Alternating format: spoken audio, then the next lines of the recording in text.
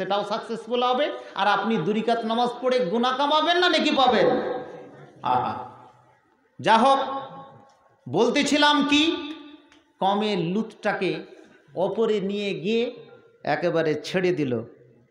ওই জায়গাটার নাম বর্তমানে ভূগোলে পাওয়া যায় কি, মৃত্যু সাগর। কি বলবো আপনাকে, এইগুলো ছেলে তো পড়ছে সব স্কুলে, এটাকে বলবো কি মৃত্যু সাগর। কি বলবো, মৃত্যু সাগর।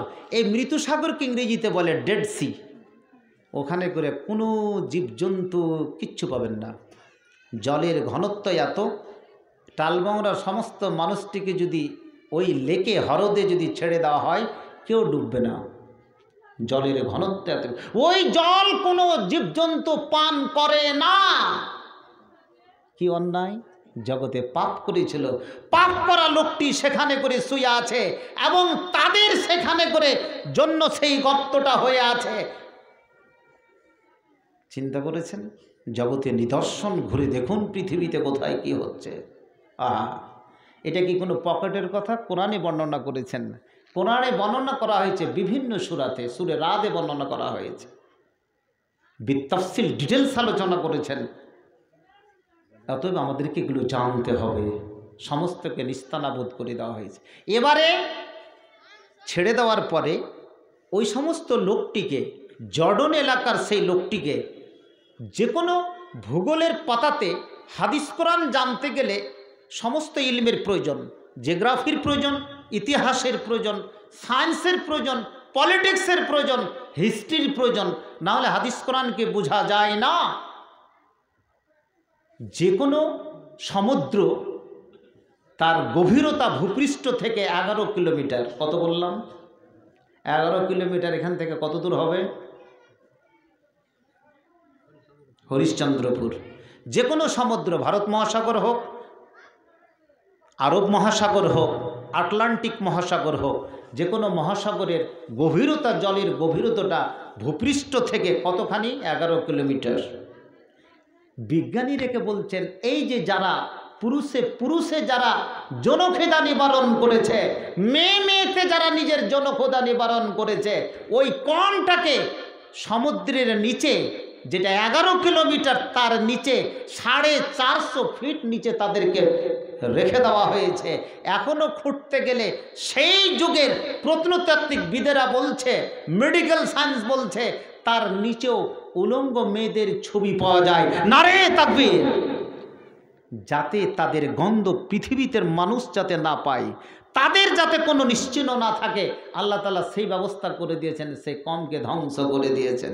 কিন্তু এই সমকামিতার আইন, পুরুষকে বিয়ে করবে, মেয়েকে মেয়ে বিয়ে করবে, প্রথম আইন পাস করেছে কে? ভারতবর্ষের পৃথিবীর মাটিতে আমেরিকা। কে পাস করেছে? আমেরিকা। ভারতবর্ষ সেটাকে সাধুবাদ জানিয়েছে, আরও কিছু রাষ্ট্র জানিয়েছেন। এগুলো বললাম যুগে যুগে কালে কালে ধ্বংস হবে, একসঙ্গে কি ধ্বংস হবে না। হে আমার কি যুবক যুবতীরা, ভালো করে কথাগুলোকে মনে রাখার চেষ্টা করুন যে বর্তমান পরিস্থিতিতে আমরা কোন জায়গাটাকে এগিয়ে চলে যাচ্ছি। ফেরাউনকে দেখেছেন? ফেরাউন 3500 বছর লোহিত সাগরে পড়ে থাকলো, ওই ডেড বডিটা পড়ে থাকলো, কিন্তু আল্লাহ ওয়াদা করেছিল যে তোর ডেড বডিকে আমি সংরক্ষণ করে রাখবো, যাতে মানুষ সেখানে করে শিক্ষা অর্জন করে। এই আয়াতটা যখন পড়তে গেল, কোনো মুসলমানের বাচ্চা নয়, ইয়াহুদির বাচ্চা যখন পড়তে গেল, তখন দেখলো কোরআনে বলছে এটা, তাহলে নিশ্চয়ই লোহিত সাগরে ফেরাউনের দেহ পড়ে আছে। এই তো খুঁজতে খুঁজতে তার দেহ পাওয়া গেল, মিশরের পিরামিডে তার দেহটি রাখা আছে। ঠিক বলছে না বেটি? কেন? 3500 বছর নদীতে পড়ে থাকলো, কিন্তু অক্ষত অবস্থায় কিছুই হয়নি। তার ডেড বডিটাকে নিয়ে গবেষণা করতে করতে বিশ্বের শ্রেষ্ঠ একজন বিজ্ঞানী, তার নাম হচ্ছে ডক্টর মরিস বোকাইলি, তিনি মুসলমান হয়েছেন। নারে তাকবীর! আরবের মাটিতে তিনি মুসলমান হয়েছে। তার দেহটাকে কেন 3500 বছর ধরে লোহিত সাগরে পড়লো, কোনো অক্ষত অবস্থায় থাকলো, এতে কি আছে? তাহলে কোরআন ইজ কি true factor, but it is not কি ফলস ফ্যাক্টর। এটা হচ্ছে কি একটা সত্য কিতাব, অতএব এর উপরে কি ঈমান আনতে হবে। জগতে কতখানি অহংকার করবেন, আর কত নিজের গর্ব অহংকারকে বিশ্বের বুকে কি রাখবেন? আহা, আজকে একটা ভিডিওটা ফেক হতে পারে কি জানি না, বিশ্বের সবচেয়ে নাম কামিয়েছে সেই 92-94 পর থেকে বাংলা সাহিত্যের তসলিমা নাসরিন, নাম শুনেছেন তো? এই মেয়েটি এখন মৃত্যুর সঙ্গে লড়াই করছে। জানি না ব্যাপারটা সত্য কি মিথ্যা, আমি একটা ইন্টারনেট জগতে গিয়ে দেখলাম ভারতবর্ষের কোনো নার্সিংহোমে ভর্তি আছে, যার বাড়িতে চলছিল, হয়তো তার নাইটিতে ব্যাড় লেগে সে কি পড়ে যায়, হাঁটুতে ব্যথা হয়, সেখানে করে তার করতে গিয়ে অপারেশন করতে গিয়ে ভুল অপারেশন কি হয়ে যায়, যার কারণের জন্য সে এখন মৃত্যুর সঙ্গে কি লড়াই। সেই মেয়েটার একদিন সেই বাংলাদেশের মাটি থেকে স্কটল্যান্ডের মাটিতে থাকলো, পৃথিবীর বিভিন্ন রাষ্ট্রে কি পালালো, একমাত্র শিশু ধর্ষক জনাবে মোহাম্মদ সাল্লাল্লাহু আলাইহি সাল্লামকে শিশু ধর্ষক বলে আখ্যা দিয়ে লজ্জা পুস্তক রেখে আরও কি পুস্তক লিখে পৃথিবীর মাটিতে সে একজন শ্রেষ্ঠ লেখিকা হিসাবে হয়ে এতগুলো লেখে একজন ডক্টর MBBS হয়ে আজকে ইসলামের বিরোধিতা করে সে বাংলাদেশের সেই ইলিশ মাছ না খেয়ে বিশ্বের বিভিন্ন জায়গায় ঘুরে ঘুরে মৃত্যুর সঙ্গে সে লড়াই করছে। তার মানে কিছুদিনের মধ্যে কি মারা যাবে, এই তো তোমার ক্ষমতা, তাই না? কতদিন আর খারাপ মনে করবেন? আহা, বিষয়টা তো আমি বলেছি আজকে সিম কার্ড হিসাবে। এ লোকগুলো তো সব মরে গেছে, মাটির সঙ্গে কি মিশিয়ে যাবে, তাই না? মাটির সঙ্গে কি মিশিয়ে যাবে, এরাকে উঠাবে কি করে? ফেরাউন কি মিশিয়ে যায়নি, এটা ওয়াদা করেছে, তার কবরও তাকে দেওয়া হয়নি। মিশরের পিরামিডটা তার কবর, একবার দেখে আসুন, দেখুন। বলছে নেটের জগতে দেখতে পাচ্ছি, নেটের জগতে দেখতে পাচ্ছি, একবার পড়ে দেখুন, এটা হচ্ছে সবচেয়ে কি বড় নেট। পড়তে হবে, জানতে হবে। আমি বলছি এমন একটা যুগ আসছে, আপনি যদি না পড়েন যে কোনো সময় আপনার কাছে ঈমান হরণ করে নেবে, কেড়ে নেবে আপনার কাছে, আপনি বাঁচতে পারবেন না। এই জন্য বলেছে যে 1000 আবেদের উপর একজন আলেম, এখন আলেমই কে আছে, সব তো আমরা জালেম, খুঁজে পাওয়া যায় না। আহা, প্রিয় ভাইরা আমার, কথাগুলো খুব গুরুত্বপূর্ণ কথা। ফেরাউন পার হয়ে চলে যাচ্ছে, ফেরাউন পিছন দিক থেকে মুসার কমকে ধাওয়া করছে লোহিত সাগরে। মনে করুন এটাকে লোহিত সাগর, এটা লোহিত সাগর, এখান দিয়ে 12টা রাস্তা তৈরি হয়ে গেল। মুসার কম 12টা রাস্তা দিয়ে কি পার হচ্ছে, আর পিছন দিক থেকে ফেরাউনের কম তাড়া করছে। তাহলে আল্লাহর রাস্তাতে মুসা যেমনই কি সেই লোহিত সাগরে লাঠিটি মারল, আর যেমনই মেরেছে 12টা রাস্তা হয়ে গেল, সে রাস্তা দিয়ে কি মুসার কম পার হতে চলে যাচ্ছে। এবারে মুসার নবীর শেষ লোকটা যখন কিনারায় উঠছে, আর ফেরাউনের শেষের লোকটা লাইন ধরে চলছে, তো শেষের লোকটা যখন লোহিত সাগরে পুরোপুরি কি নেমে গেছে, তখন যেই রাস্তাটা হয়েছিল, কীরকমভাবে রাস্তা হলো, ফারাক্কার ব্রিজ আমরা দেখেছি কিভাবে করলো, আরও বড় বড় ব্রিজ কিভাবে করলো। আল্লাহর রাস্তাতে বরফ, সেই জল বরফে পরিণত হয়ে দুই দিকে এইভাবে জল দাঁড়িয়ে যায়। বিজ্ঞান আজকে বলছে সেই যুগে লোহিত সাগরের জল এইভাবে দাঁড়িয়ে গিয়েছিল, মোটে হচ্ছে ছাতার মতো, আর মধ্যখান দিয়ে মুসা নবীর কম পার হয়ে চলে গেল। আর যেমনই শেষ লোকটা কিনারায় উঠছে মুসা নবীর, আর এর শেষ লোকটা যখন লোহিত সাগরে কি নেমে যাচ্ছে, তখনই রাস্তাটা কি মিলে গেল, বরফ আর বরফ থাকলো না, জলে পরিণত হয়ে সমস্তগুলো জলে ডুবে কি মারা গেল। প্রিয় ভাইরা আমার, পাকিস্তানে বন্যা হয়েছে, এবার মানুষ খাবার অভাবে মরছে, বাংলার লোক এত সুখে আছে। তুমি ফসল পেয়েছ, কলাই পেয়েছ, বিভিন্ন রকমের জিনিস পেয়েছ, কতটি তুমি সাদকা আদায় করেছ, কতটি ওসুর আদায় করেছ, কতটি জাকাত দিয়েছ, তার শুকরানা দুরিকাত নামাজ বা শুকরানা একটা সাজদা তুমি দিয়েছ কি না, এগুলোকে ভাবতে হবে আমাদেরকে, নিজের আত্মসমীক্ষা করতে হবে, নইলে সেখানে করে আমরা পার হতে পারবো না। প্রিয় ভাইরা আমার, এবারে আসুন, মানুষ যে মরে যায়, একটা ভুল কথাতে আমরা কে আছি, এই জন্য সিম কার্ডের কথাটি বলছি, খুব চুম্বক করে কথাটি বলে আমার বক্তৃতা শেষ করছি, কারণ এটি লোক আছে কখন পালিয়ে যাবে। মানুষ যখন মরে যায় তাকে কোথায় রাখা হয়? কবরে না? আমরা ছোট্ট থেকে শুনে আসছি আলেম ওলামাদের মুখে, এখনও বিভিন্ন ভিডিও চ্যানেলগুলো বলবে, সমস্ত আলেম ওলামারাই, যে প্রত্যেকটা মানুষকে কবর থেকে উঠানো হবে কিয়ামতের আগে, নাকি? ওটা হবে না? আমরা যখন মরে যাই কবরে রেখে আসে, হিন্দু ভাইরা সেটাকে শ্মশানে জ্বালিয়ে দেয়। কিন্তু কথাটা কি বাস্তব সত্য? ভালো করে শুনবেন। ওরে আমার যুবক যুবতী, জেনে রাখুন, যে বিষয় সম্পর্কে আলোচনা শুরু করেছি, আজকে একটা সিম কার্ড, মোবাইলের সিম কার্ড, তুমি যদি আজকে বিষয়ে জানতে একটা সিম কার্ডের কি গুরুত্ব আছে, একটা সিম কার্ডে কতখানি শক্তি কি ধরে রাখতে পারে, ওরে যুবক যুবতী জেনে রাখুন, জেনে রাখুন। আমার জীবন 40 বছর পার হয়ে গেল, 50 বছর পার হয়ে গেল, কোনো সময় ভাই বোনদেরকে দেখিনি 25 বছরে এসে পটল তুলে নেয়, 30 বছরে পটল তুলে নেয়, এবারে তখন তাকে কবরে দিয়ে দেওয়া হয়ে যায়। কবর থেকে এবারে যাবে কোথায়? এবারে যে সমস্ত হাদিসগুলো বর্ণনা করা হয়েছে সে অনুসারে যদি তার জীবন অতিবাহিত হয়, তাহলে কবরে সেরকমভাবে তার হিসাব হবে, সেইভাবে সে হিসাব দিবে। এবারে কবরের যদি সামগ্রী বিপরীত হয়ে যায় তাহলে তার হিসাব কঠিন হয়ে যাবে। ওরে যুবক যুবতী জেনে রাখুন, জেনে রাখুন, তুমি মরার আগে কবরের সামগ্রী তৈরি করে নাও, কবরের জন্য সামান তৈরি করে নাও, নইলে তোমার পৃথিবীতে শান্তি নেই এবং কবরে যাওয়ার পরেও তোমার সেখানে অশান্তি বিরাজ করবে। কিভাবে? এই যে কমের লোকগুলা মরে গেল, কমে সামুদ, কমে আর নূহ নবীর কম, লুতের কম, ফিরাউনের কম, মুসা নবীর কম, এদের চলে গেল। এদেরও তো কবর হয়েছিল সেই যুগে, নাকি হয়নি? তাহলে একটা মানুষকে কবর থেকে উঠানো হবে, এই তথ্যটা মারাত্মকই ভুল।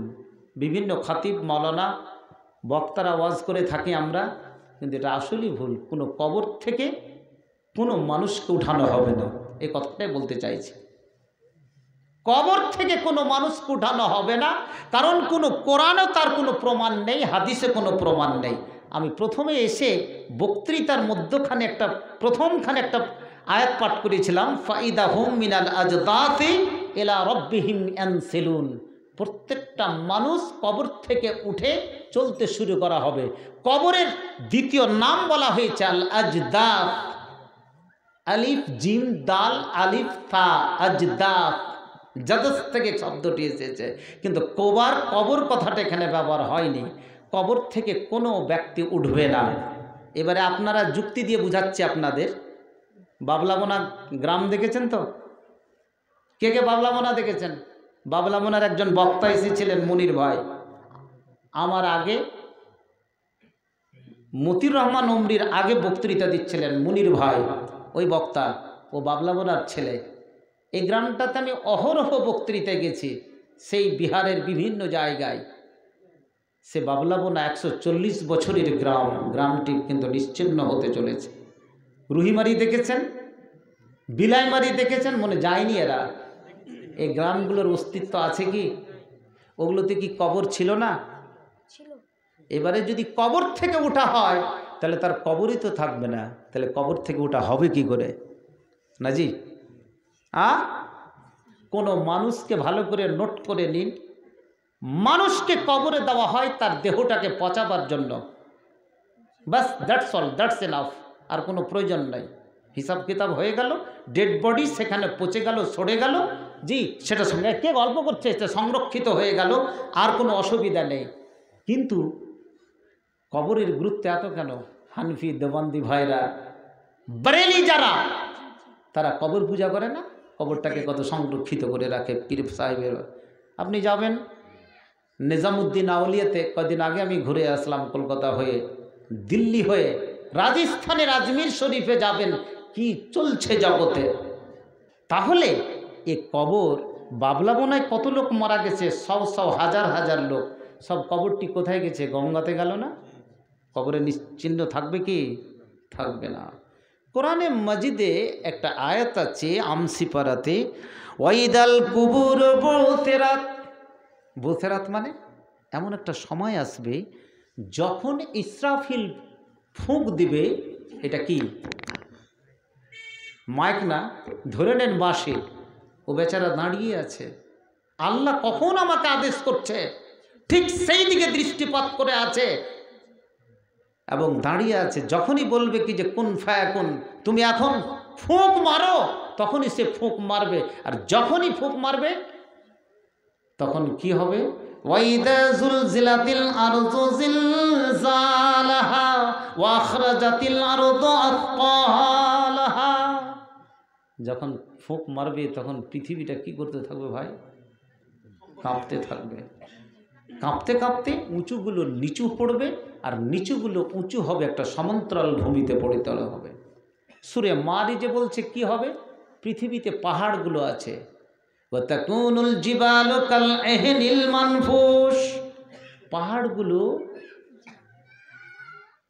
ধনিয়ে রাখে, দেখেছেন তো মানিকচকের কাহালার যখন তুলা, এই যে শীতকালে অনেকগুলো ল্যাব ভরলো, তুলাগুলো উড়ে যায় না? ধনির মতো তুলার ধনি আর কি সেই তুলার মতো উঠতে থাকবে। পাহাড়গুলো রেজা রেজা হয়ে কি উপরে কি উঠতে থাকবে এবং পৃথিবীর অনেক অংশ কি উপরে উড়ে যাবে। সমুদ্রে আগুন ধরে যাবে যখন পাহাড়গুলো সেখানে করে পড়বে, পাথরগুলো সেখানে করে পড়বে। তখন সেই সময় কি একটা কবর থাকবে? থাকবে না। পৃথিবীতে ভূমিকম্প যখন হবে কবরের একটাও কি চিহ্ন থাকবে না। অতএব কবরে কোথায় কবর চলে যাবে তার কোনো ঠিক নেই, কবরের কোনো চিহ্ন থাকবে না। আরবের মাটিতে একটা কবর যুগ যুগ ধরে কি ব্যবহার হয়? একটা ডেড বডিকে 10 দিন রাখলো, কেমিক্যালকে দিয়ে পচিয়ে দিল, শেষ, নেক্সট আর একবার সেখানে করে একটাকে ঢেলে দেওয়া হলো। একটা কবর যুগ যুগ ধরে কি ব্যবহার করা হচ্ছে, আপনি আমিও কি সেটা কি ব্যবহার করব।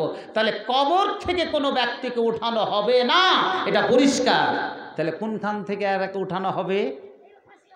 হাজি ভাই কোনখান থেকে? কোনখান থেকে রে তোরা বল? মেডিকেল সায়েন্স বলছে মানুষের শিরদাঁড়ার নিচে এখানে একটা ছোট্ট হাড্ডি আছে, এই যে এখানে পায়ুদার, যেখান থেকে আপনার পায়খানা হয় তার উপরে ছোট্ট একটা হাড্ডি, মিথলা হাব্বাতে খরদালিন, সরিষার কি দানার মতো। কি বললাম? সরিষার দানার মতো একটা ফিতা। আমার বক্তৃতার বিষয় ছিল এটাই, একটা ফিতা ছোট্ট।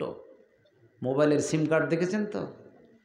সিম কার্ড, আপনি যতদিন বাঁচবেন 70 বছর আর 80 বছর, সারা বিশ্বের খবর ওই সিম কার্ডটার ভিতরে তা আছে কি না?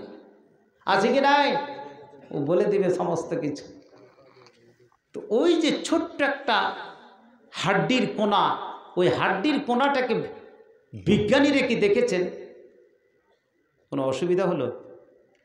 বিজ্ঞানীরা কি দেখেছেন? এটাকে অ্যাসিডের মধ্যে ডুবিয়ে নষ্ট করতে পারেনি, হাতুড় দিয়ে পিটিও শেষ করতে পারেনি, কোনো অ্যাটম বম দিয়েও শেষ করতে পারেনি, হাতুড়ে দিয়ে পিটিয়ে শেষ করতে পারেনি। ও কিন্তু সেটা সেই অবস্থায় থেকে যায়, সেটা কোনোদিন নষ্ট হবে না। শ্মশানে যখন কোনো মানুষকে জ্বালানো হয়, তারা সমস্ত পুড়িয়ে দেওয়ার পরে ছোট্টখানটা হাড্ডির কোনা নিয়ে যে ঠাকুরকে বলে হিন্দু ভাইরা, ঠাকুরজি এটা কিন্তু ফুটছে না, বলছে এটা বস্তাতে ভরে রেখে দাও। পুড়ল কি? ও যেখানে পড়বে সেটাই কবর। ওই হাড্ডির কোনাখানটা, সরিষার দানাটা যেখানেই পড়বে, যেখানেই যাবে, কিয়ামতের আগে পর্যন্ত ওটাই তার কবর। ওখান থেকে ওই সিম কার্ড থেকে কি করে বের করবে কতটি ওর মাথাতে চুল ছিল, কয়টা চোখ ছিল, চোখ কেমন ছিল, মুখ কেমন ছিল, হাত পা কেমন ছিল, সেটা থেকে কি বের করে দেবে? আহা বলুন আল্লাহু আকবার। ওরে আমার প্রিয় ভাই বোনেরা, জেনে রাখুন, জেনে রাখুন, কোনো মানুষ যখন মরে যায় মনে করি যে কবর থেকে তাকে ওঠা হবে, তাকে কবর থেকে ওঠা হবে না। ফাইদাহুম মিনাল আজদাতি ইলা রাব্বিহিম ইয়ানসিলুন। যেদিন সিঙ্গা মুখে সেদিন কি ফুঁক দেওয়া হবে, যেদিন ইসরাফিল ফুঁক দিবে, সেদিন পৃথিবী কাঁপতে আরম্ভ হবে। ওয়াইদাল কুবুর বুতিরাত, কবরগুলো উথাল পাথাল হয়ে যাবে, উলট পালট হয়ে যাবে, কবরের কোনো চিহ্ন পাওয়া যাবে না।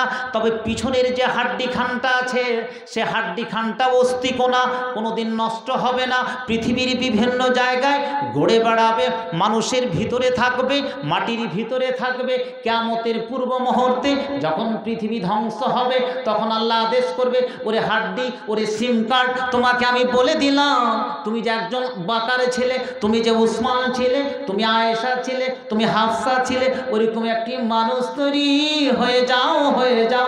আল্লাহর আদেশে সে মানুষ হয়ে যাবে, সে জীবজন্তু হয়ে যাবে, সে আয়েশা হাফসা হয়ে যাবে। এটাই সঠিক, এটাই বাস্তব। এর চাইতে কোনো কবরের পরিচয় পাওয়া যায় না। আহা, বুঝতে পারলেন?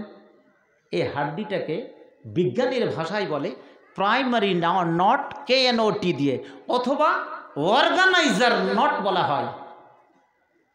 কে জানি কোনোদিন পড়েছে কি? এই হাড্ডিখানটার পিছনে একটা ছোট্ট হাড্ডি, সরিষা দানার মতো, একটা সিম কার্ডের মতো সমস্ত জিনিস তার ভিতরে কি রয়েছে। এখান থেকে আপনাকে সেদিন কিয়ামতের আগে আমাকে আপনাকে আবার নতুনভাবে আল্লাহ তাআলা সৃষ্টি করবেন। বলুন আল্লাহু আকবার। এটা বিশ্বাস করবেন কি করবেন না? এটা আমার পকেটের কথা নয়। কি করে? একটা হাদিস শুনেন, এর দলিল একটা হাদিস। আমরা ছোট্ট প্রাইমারিতে হাদিসটা আমি শুনেছিলাম, তখন বক্তৃতা শুনেছিলাম। এবারে হাদিসটা কয়েকদিন আগে আমি খাদিজাতুল কুবরাতে বুখারীতে পড়ালাম। আল্লাহ রসুলের যুগে একজন সাহাবী তো নয়, তখন সে মুসলমান হয়নি, ওকে নব্বাস বলা হতো। নব্বাস মানে কাফন চোর। মানুষ যদি মরে যায়, ওর কবরের কাছে কার সাহস হয় যে যায়? নিজের বাবারই কবর হোক, ছেলে মেয়েরই কবর হোক, আর স্ত্রীর হোক, যে স্ত্রী সবচেয়ে থেকে প্রিয়াধিক, প্রাণ প্রিয়, তার কবরের কাছে গিয়ে যেদিন মৃত্যু হলো, তার পরের দিন আর কবর স্থানে কি যেতে ভয় পাই না আমরা? ভয় পাই। আহা, সেই কবরে ঢুকে একটা মৃতদেহ রেখে আসলো, কবরে ঢুকে রাত্রিবেলায় কবর খুঁড়ে কবর থেকে ওকে উলঙ্গ করে কাফনটাকে বের করে বাজারে বিক্রি করত। একে বলা হয়, হাদিসে শব্দটি এসেছে নব্বাস, নু বা আলিফ শিন, नब्बास। नब्बास के माना होता है कफन चोर, काफन चोर। किरे मरार कापड़ ठांडा के देखे तो भय मने হয় না? সাহস কত অভাব ছিল। ওই কাফন চুরি করে করে করে লোকটা কিন্তু সেই যুগে ধনী হয়েছিল। যে কোনো মানুষের তো সীমা আছে, শেষ আছে। তো এবারে মরার সময় হয়েছে। মরার সময় যখন হয়েছে, ভাবছি যে আমি তো অনেক কিছু করলাম, আমি তো এখন মরে যাব, কিন্তু ভালো কাজ তো কিছু করিনি। একটা মানুষ যখন মরে যাচ্ছে, ছেলে হোক বা মেয়ে, আহা, তাকে কত দোয়া পড়ে, নমাজ পড়ে, তার জানাজা পড়ে, সুন্দরভাবে কাজল আলতা দিয়ে তাকে সেখানে করে রাখা হচ্ছে কি কবরে। আর সেই লোকটাকে আমি বিবস্ত্র করে তার কাফনটাকে চুরি করে বাজারে বিক্রি করছি, এটা তো অন্যায় কাজ করেছি। তার এহসাস হয়ে গেল, সে চিন্তা করতে লাগলো। ছেলেপিলেকে ডেকে বলছে, ওয়াইদা আন্না মিত্ত ফাহরিকুনি, এই ছেলেরা একটা কথা মনে রাখিস, আমি তো খুব অন্যায় কাজ করেছি জগতে। আমি যখন মরে যাব, আমাকে তোরা জ্বালিয়ে আমার ছাইগুলোকে আর দেশে ছাড়বি না। ওই ছাই যে হবে, ওকে আবার গ্রাইন্ডিং মেশিন দিয়ে পিষে পিষে কি করবি? নিসফান ফিল বাররে ও নিসফান ফিল বাহারে, অর্ধেকটা ঝোড়ো হাওয়া যখন চলবে, তখন তোমরা সমুদ্রের পানিতে তুমি ছেড়ে দিও। তাহলে মত বলে কত ভয়। যাররুনি যুররুনি সুম্মা দুররুনি এসেছে শব্দ। এই সমস্ত টুকরোগুলো ছাইয়ের যে মেশিন করে করে করে পিষে পিষে চারিদিকে চলে যাতে আল্লাহ আমাকে ধরতে না পারে। কথাটা বুঝে আসছে? এরকমই করলে তো হয়, ধরতে পারবে নাকি আল্লাহ? হ্যাঁ, কিন্তু ওই হাড্ডি খান্ডা, কোন হাড্ডি খান্ডা? ওই সিম কার্ডটা, ওইটাকে তো আর জ্বালাতে পারেনি, ওকে পিষতেও পারেনি, কোনো যন্ত্র দিয়ে তাকে করা যাবে না। আহা, এই কাজই করলো, ঠিক মরে গেল। মরে যাওয়ার পরে তাই করলো তারা। নিসফান ফিল বাররে, অর্ধেকটা যে ছাইটা হলো, অর্ধেকটা স্থলে বিভিন্ন জায়গায় ছেড়ে দিল, আর অর্ধেকটা সমুদ্রে ছেড়ে দেওয়া হলো। এবারে আল্লাহর মহিমা, আল্লাহ বলছে সমুদ্র, এই সমুদ্র, ভারত মহাসাগর, তোর ভিতরে যতগুলো ছাই আছে, যে লোকটা মরেছে সমস্ত ঢেউ দিয়ে তুই জমা কর। আর যেই মাঠে ছেড়েছে, মাঠকে বলল, এই মাঠ, যতগুলো ছাই তোর পেটে আছে তুই জমা কর। জমা করার পরে আল্লাহ তাআলা বলবে, যখন কোনো জিনিস সৃষ্টি করে বলে কুন ফায়াকুন, কুন মানে হয়ে যা, ততক্ষণাৎ হয়ে যাবে। সেই মানুষটা, যে মানুষটা মরেছিল, সে মানুষটাই তৈরি হয়ে আল্লাহর কাছে উপস্থিত যাবে। এবার তুমি জান্নাত নিবে না জাহান্নাম? হাদিস, বুখারীর হাদিস। এবারে ওকে বলছে, আচ্ছা, ওকে প্রশ্ন করছে, মা হামালাকা আলা মা সানাত, এই আমার বান্দা, কি এমন তোর কাজ ছিল, তুই এই কাজটা কেন করলি? জ্বালিয়ে সেটাকে, ছাইটাকে মিশিং করে পিষে তুই ভাবে করে কেন দিলে? আল্লাহ তাআলা তাকে সামনে বসে প্রশ্ন করছে, মা হামালাকা আলা মা সানাত। ও তখন বলছে, ইয়া রব্বে খাশিত, হে আল্লাহ, একমাত্র তোমার ভয়টা কাজ করেছে বান্দা। আল্লাহ তাআলা বলছে, কদ গফরতু লাক, যা বান্দা, যখন তুই আমার ভয় করেছিস আমি তোকে ক্ষমা করে দিলাম। নারে তাকবীর! আল্লাহ আমাদেরকে ছাড়বে না জি। আনারুলের জালসাতে, মাহাদের জালসাতে এসে এটুকু যদি বলি, আল্লাহ রে, এত ঠান্ডাতে আমি জালসা শুনেছি আনারুলের, মাহাদের জালসা, অসহায় মেয়ে যাদের কোনো স্থান নেই, সে সমস্ত মেয়েদের একটা মানে টিনের জাফরির একটা প্রতিষ্ঠান খুলেছে, সে জালসা আমি কিছু শুনেছিলাম, কিছু বক্তার বক্তৃতা। এটাই আল্লাহ তুই কবুল করে নে, করবে না? আল্লাহকে সাক্ষী রেখে তো করতে পারি। আহা, ওরে আমার যুবক যুবতী, জেনে রাখুন, ওই লোকটিকে বলা হলো, তুই কি কারণের জন্য আল্লাহকে ভুলে, যে কি কারণের জন্য এইভাবে তোর দেহটাকে পোড়াতে বললি? তুই কেন বলেছিলি দুর্রনি তুম্মা দুর্রনি? তুই কেন বলেছিলি ফাআহারিকুনি? তুই কেন এই কথা বলেছিলি যে দেহটাকে জ্বালিয়ে দিবে এবং পিছে পিছে বিভিন্ন জায়গায়, সমুদ্রে, জলে, স্থলে, সমস্ত জায়গায় তুমি ভাসিয়ে দিবে? যখন ঝড়ো হাওয়া চলবে তখন তুমি ছেড়ে দিবে। ওরে বান্দা, তুমি আজ তুমি বলে দাও, বলো বলো, কি কারণের জন্য? তুমি তো আজকে স্বীকার করে নিলে একমাত্র ইয়া রব্বি খাশিত, তোমার ভয়ের কারণের জন্য করেছি। ওরে বান্দা, যখন তুই আমাকে ভয় মনে করে করেছিস, আমি তোমায় ক্ষমা করে দিলাম, কমে করে দিলাম। ওরে আমার যুবক যুবতী, জেনে রাখো, আমি 50 বছর অতিবাহিত করে দিলাম, 60 বছর অতিবাহিত করেছি, 70 বছরে পাড়ি দিয়েছি, এরপরে তো কিন্তু আমার আর সময় নেই। কত জীবনে অন্যায় কাজ করেছি, কত বেদিন কাজ করেছি, কত মানুষের হককে আমি নষ্ট করে দিয়েছি। তাহলে এইভাবে করতে করতে জীবনের যে অংশগুলো আমি অতিবাহিত করে দিয়েছি, এই সমস্তগুলোর জন্য যদি আমি আত্মসমীক্ষায় একবার করে নিই, আল্লাহর কাছে গিয়ে যদি আমি একবার এগুলো ব্যাপারে কাঁদাকাটা করি, আল্লাহ নিশ্চয় গফুরুর রহিম, আল্লাহ নিশ্চয় ক্ষমা করবে রে, করবে।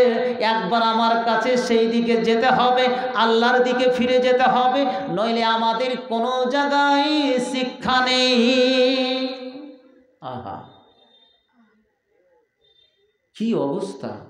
সেই যুগের মানুষ, তারা কত সেখানে করে নিজেকে গুটিয়ে নিয়েছিল, আর গুটিয়ে নেওয়ার পরে নিজের অস্তিত্বকে কিভাবে সেখানে করে কি বজায় রাখলো, যেই অস্তিত্বের কারণের জন্য এটাই হয়ে যায়। এবারে পরিষ্কার একটা কথা কি ফুটে উঠলো, যে কবরটাকে দুই নামে জানা হলো, একটি হচ্ছে কবর আর একটা হচ্ছে আজদাস। কবর বলতে কি, আমি কবর এখানে করে দিয়েছি, তার ডেড বডিটা শেষ হয়ে গেল, তার ডেড বডিটা সেখানে পচে গেল, কিছুদিন পরে সেই কবর আর খুঁজে পাওয়া যাবে না, আর কোনো চিহ্নই শেষ।